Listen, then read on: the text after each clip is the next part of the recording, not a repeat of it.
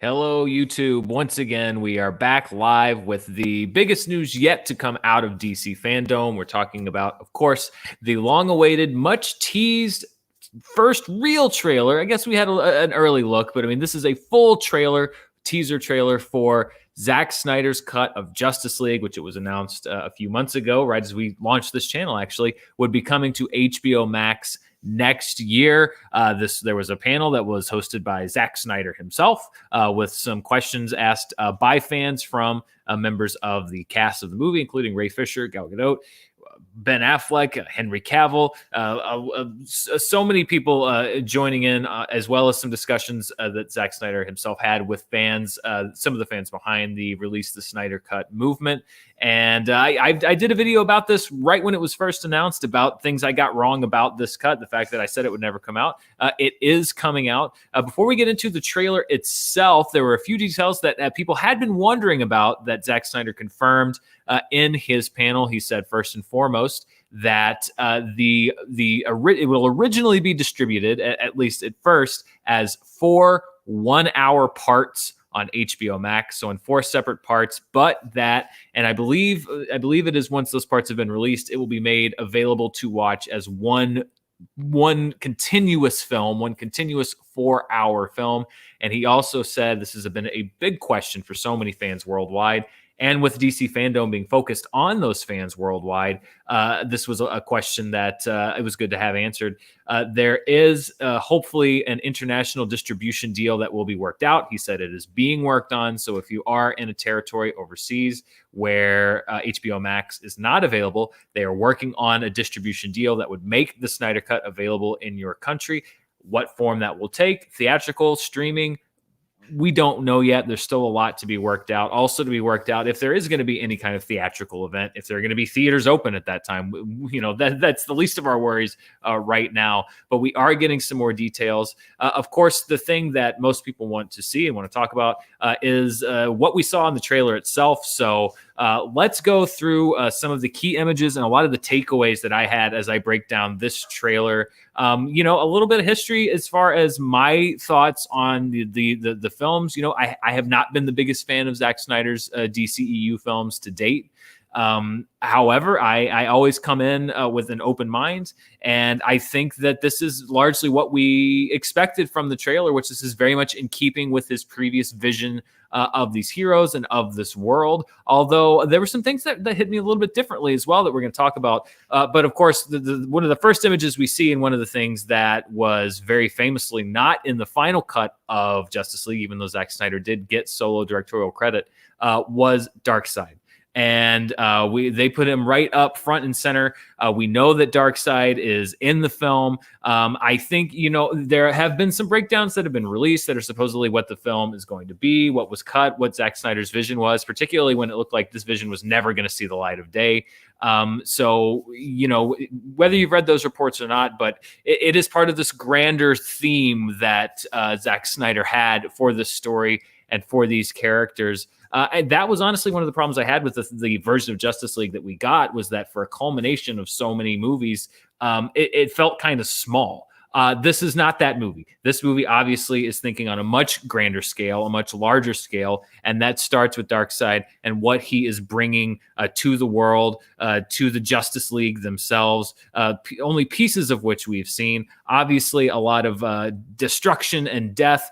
This really does tie into the vision that we saw in Batman v Superman, where we see this dark possible future, where we see this world where the world has been decimated, where the Justice League has been decimated, the one that Flash is warning Bruce Wayne of. And the one thing that also seemed like a big dangling thread in Batman v Superman is what Superman's role in this was going to be, or would be, or will be. We get a glimpse of that here. Again, there's no context to a lot of these images, but to me, when I'm looking at this image, this to me seems like the fulfillment of this darker future, this nightmare that we caught a glimpse of with Batman and his body armor and Batman v Superman, and what potential role Superman could have in that. Really one of the things that kicked off everything going on in Batman v Superman. Of course, context is king. Once we see the actual cut of the movie, we're going to know what all this means. But that was a big leading chunk of this trailer, is the fact that we are going to be further introduced into this Darkseid apocalypse world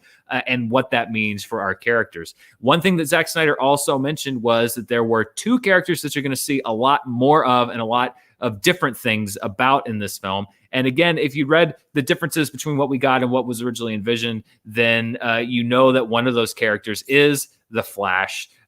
We see a lot of him, first of all, a lot of him solo. Obviously, you know, there's a lot of team stuff that was done in the version that we've seen, but a lot more solo Flash stuff. And then the thing that really is being hinted at, even by Zack Snyder with his powers, is going even further into the Speed Force and how Flash can use his powers to manipulate time, to visit alternate dimensions, to visit alternate realities. Again, something that was set up in Batman v Superman and never really paid off. So we are definitely going to be going into that. Visually, I think the one thing that I've never really had a lot of gripes about when it comes to Zack Snyder's style is the visuals. I think that he is a fantastic visual director.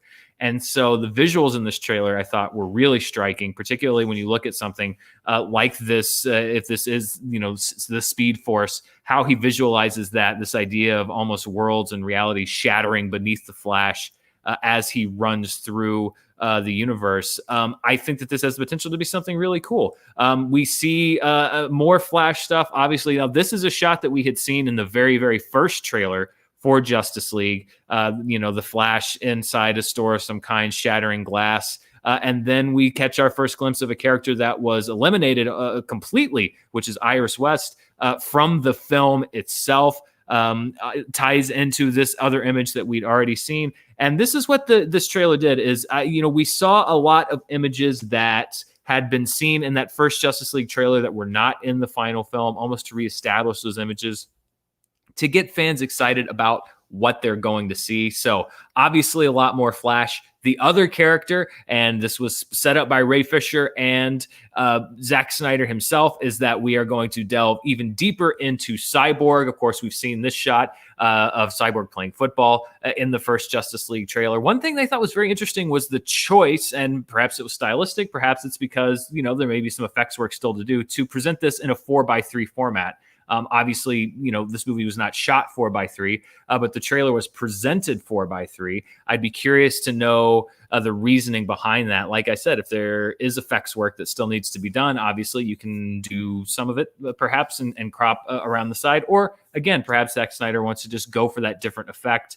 With the Leonard Cohen music, it feels very small and intimate in that choice, despite the fact that it's a very grand story. So, stylistic, practical, whatever choice, I thought that was an interesting way to present this footage for the first time to a lot of the fans. But Zack Snyder called Cyborg the heart of this movie, and we see glimpses of the fact that he is going to have a lot more to do in this film. In the final version that we got, or I guess we shouldn't say final anymore, in the other version of Justice League that we got, he's just kind of thrown in there. And just thrown in as part of the team. Here we see the fact that we're obviously going to get a lot more backstory, a lot more emotional stuff for him, in addition to before he was the Cyborg, even as he's the Cyborg. And we have a glimpse of the fact that his father's played by Joe Morton in Justice League, who again kind of is just taken out of the action. We see glimpses of this very emotional sequence of his father, whether that's actually his father, whether this is some kind of a manifestation of his father due to the experiments that they're doing here in the scene. But obviously, even going further into the emotional ties between Cyborg and his father, and delving deeper into that storyline. And I think that really seems to be a theme, is the idea that they are going deeper into the characters, into the emotional storylines of these characters. And then, of course, the other one being Superman.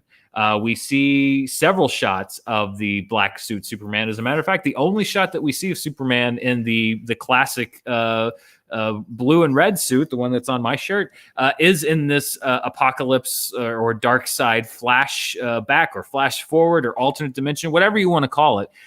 Here in the modern times, when we see Superman, he's wearing the black suit, and I know that a lot of people, when they see the black suit Superman, they automatically think this means that it is a darker version of Superman or a dark Superman. And given the aesthetic of a lot of the films so far, I could see why perhaps that might seem like the case. I came of age in a time when the whole Death of Superman storyline was playing out, and that wasn't necessarily what the suit signified. In the comic book storyline, that was just like a Kryptonian burial garb. It was basically the suit that he was buried in was this black suit. And of course, it went through a whole thing where he was resurrected using Kryptonian technology, and they dressed him in this thing that, they're not going to go that far. But this idea that the black suit Superman necessarily denotes a darker Superman, not exactly the case if you go back to the origins. Now, that may be the case in the movie itself, but not necessarily the intention behind that wardrobe when you go back to the comic book origins. But we get a glimpse of what seems to be a different form of his resurrection. We see here, this looks like Superman. To me, it seems like Superman floating above Metropolis, following his resurrection. This shot is then followed by a shot of Lois Lane looking up. Now, these could be two unrelated shots, but to me, this indicates that we are going to get a very different resurrection of Superman than we did, where Lois Lane was kind of brought in to Incredible Hulk him in a way to calm him down. We've seen what looks like a Cyborg kicking off a tank, and it looks like it's going to be a much different sequence than we got in the theatrical version of the Justice League.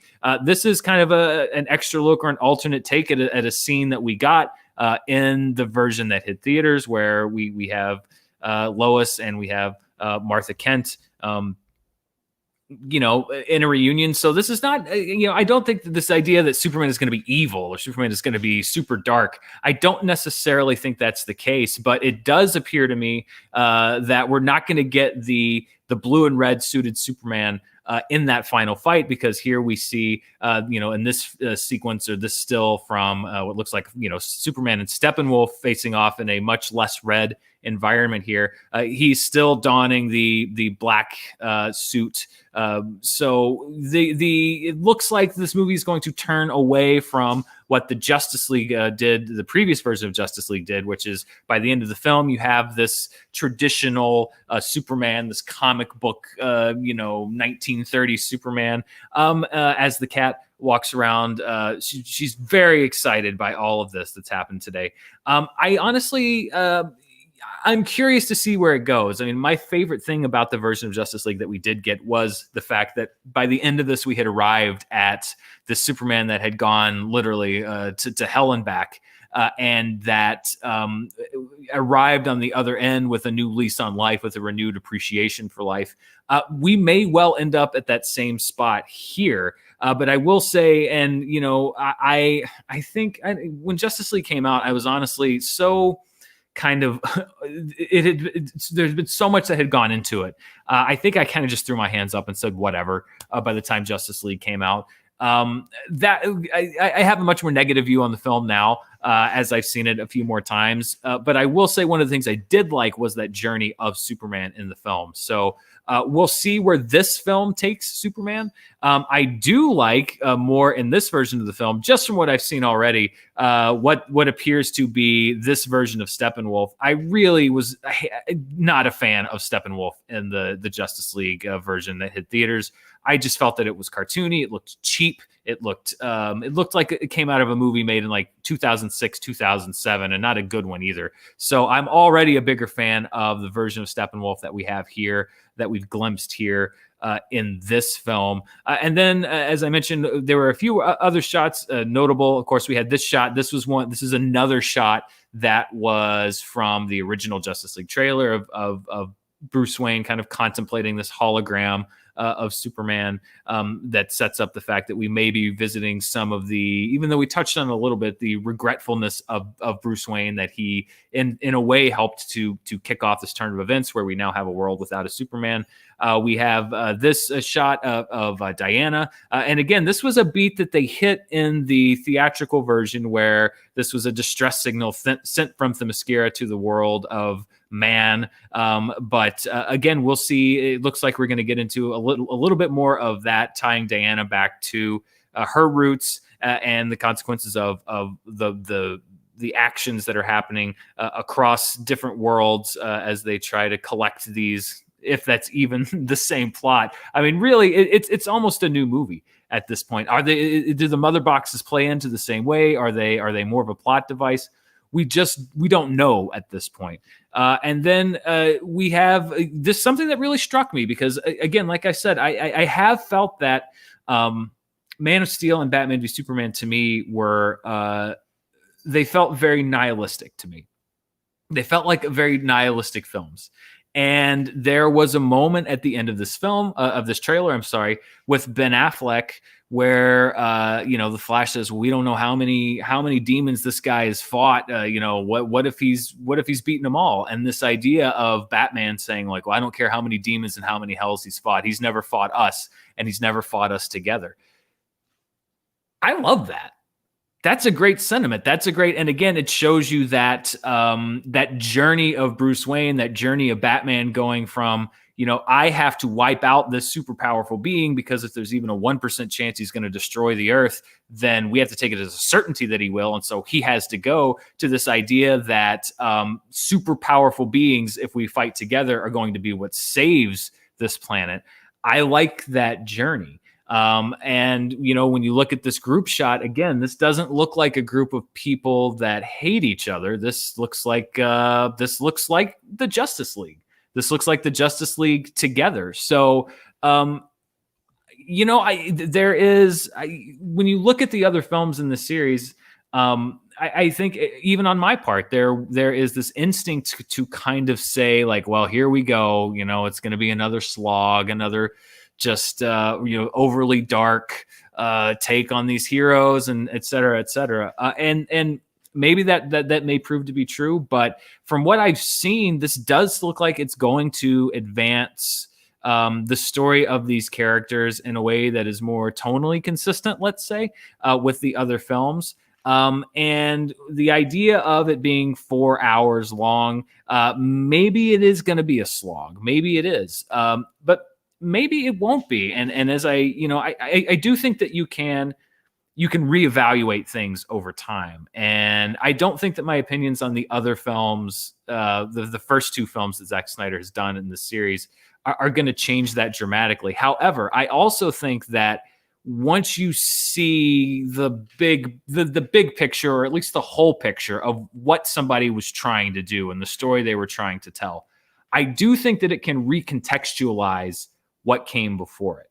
And so, there's part of me that looks at this trailer and says, like, I think that we could potentially be headed down the same path. Even with the ultimate edition of Batman v Superman, I felt like it definitely closed some of those plot holes in the sense that things made more sense, but it didn't change my overall experience with the film. However, if this film sort of zooms out even more and you see at least where people were going, or where Zack Snyder was wanting to go with this, the cat's very interested in this point in particular. I do think that it has the potential to recontextualize the earlier two films. And you can see the bigger picture. And I think when you look at this whole movement, that is what a lot of the fans were asking for with the release of this cut. They wanted to see the bigger picture that Zack Snyder was working on. They did not feel that what we got was representative of that big picture. And that's something that Zack Snyder himself has said. I do feel like they really are hanging the other one out to dry, the other Justice League. I mean, it's really become a whipping boy. And, I get on the creative side, but it kind of feels like Warner Brothers just trying to jump in and be like, yeah, that movie sucked. It's like, well, yeah, you made it, so you can't really join in with the chorus of everybody else. The people that didn't make it, sure they can, but you can't really jump in and take a side there. But there's so much has been said and so much has been done and written and tweeted about this whole movement, and I do think that, as with every movement, there are a lot of people who took it too far. But at the same time, I think at its core, there are a lot of people who wanted to see what this trailer seems to promise, which is this was the big picture that Zack Snyder had in mind when he was making, if not Man of Steel, then definitely when he was making Batman v Superman: Dawn of Justice. So even though I haven't really enjoyed the two pieces of that picture that I've seen thus far, I am actually going to go into this with an open mind, because I'm very curious to see what it is that this was building towards, and that the destination that he wanted to take these characters, the journey that he wanted to take these characters on, and where we end up at the end of that journey. I am interested in that. And to be honest, for a very long time, I didn't think that I was very interested in that.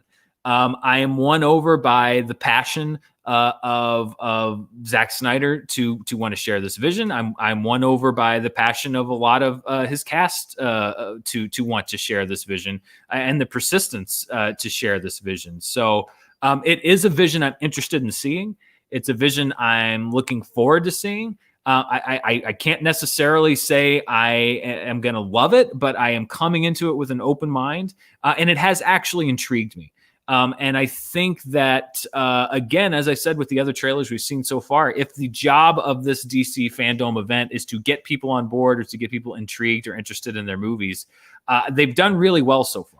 Because I have not seen a first look at anything that has made me less interested. And I know that seems like, well, why would you? Of course not. But sometimes that happens. Sometimes you see, I remember the Batman v Superman, the second trailer. That was one where I was fully on board with something. And then I saw that one with the big Doomsday reveal, and I immediately lessened my enthusiasm.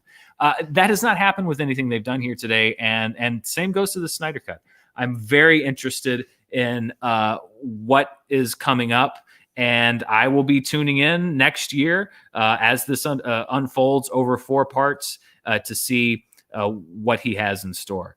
That is it for my coverage of the Snyder Cut. I will be staying with DC Fandom. There's one thing that was happening as I was getting this ready and pulling shots and everything, which is that they did the Black Adam panel with The Rock, with Dwayne Johnson, and announced that movie and that series will incorporate the JSA, including Hawkman and a lot of other heroes. So they're continuing to grow that side of the superhero realm as well. And obviously growing now, even if it's just for this project, Zack Snyder's vision of the Justice League. So DC Fandom continues to unfold, and I've been told that there are people that have really, again, thank you so much. I did not expect any donations today. I'm very new to the streaming game, but I want to thank Dizzle, Moody, John Getz, Gilbert Jacobs, a couple of donations. Thank you so much.